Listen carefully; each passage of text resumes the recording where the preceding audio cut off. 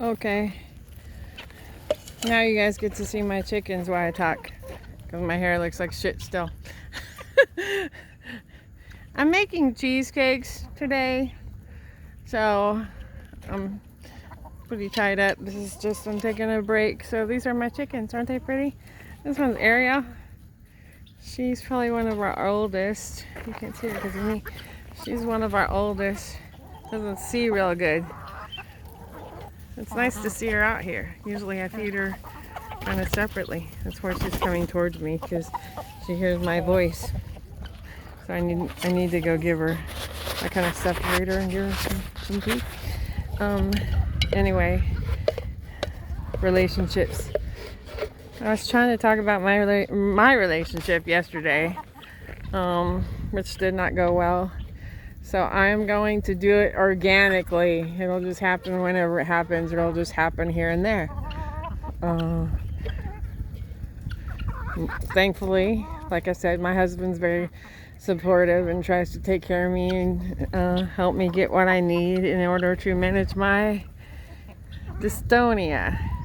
I refer to my dystonia as a condition. Some people refer to it as a disease. So I'm not sure why some do one way and some do another way. There's my guineas. We're missing one. Oh, there she is. The guineas. Anyway, I refer to mine as a condition. Disease, I guess I think there's a way to cure a disease and there's not a way to cure dystonia. And I'll probably die with it, and so I just refer to it as a condition. I have accepted my dystonia. Once in a while it makes me sad or whatever, and I wish I didn't have it, which is natural. But for the most part, I would say that I have accepted it, and my husband has accepted it. And it is what it is, you know, and it could get worse, could get better, who knows. Anyway, I know there's a lot of people out there that kind of hyper focus on trying to find a cure for themselves or figure out how it happened, or hyper focused on learning about it and this and that, whatever, which is natural, of course.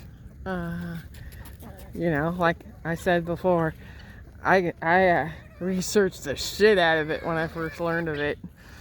And probably for the first few years, I was hyper focused on researching it and trying this and that and whatever. So anyway, I think one of the things that is helpful in management of dystonia, or the management of my dystonia, is acceptance.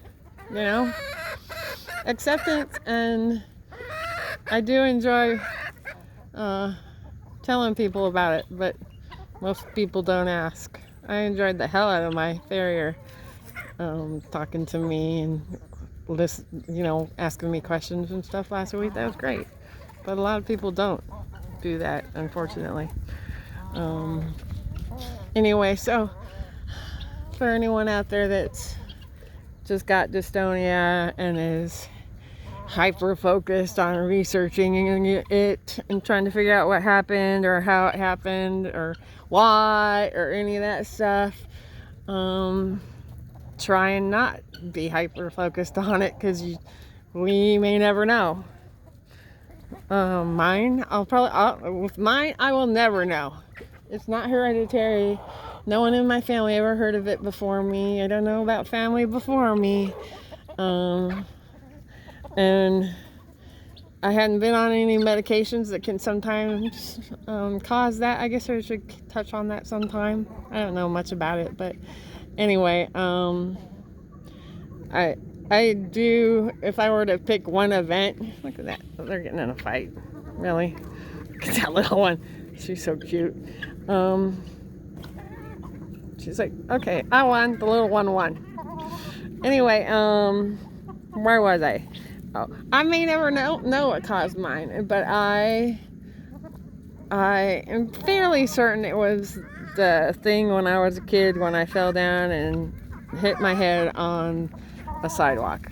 I think that's where something went awry. But I'll probably never know.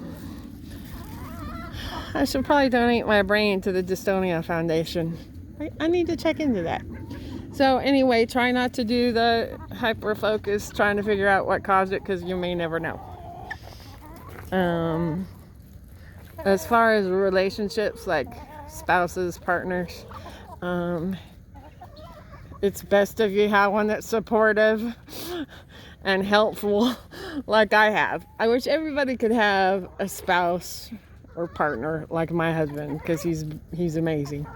And I know there's people out there that don't. And you know what, with what we're dealing with and everything, and how stress can affect it, and sleep and all that stuff, a good relationship is important, you know. And anyone that's in a bad relationship, I imagine your symptoms might be a little worse than they would be if you weren't. So if you don't have that supportive partner, and you have somebody that's hard to live with, or thinks you're crazy, thinks it's all in your head, which some people do, then I hope and pray that you have someone, or can find somebody who is supportive and helpful and will, you know, be there for you and help. Just mainly, I guess, just be there for you. Somebody supportive, knows what you're going through. So, okay, that's another. She limps a little bit. I rescue chickens too. Some of these are rescues. So, I got quite the mixture. Most people tend to go to one breed, and I tend to like a mixture of chickens. Anyway, you didn't need to know that. Thank you. Have a good day. Gotta go back to cheesecake.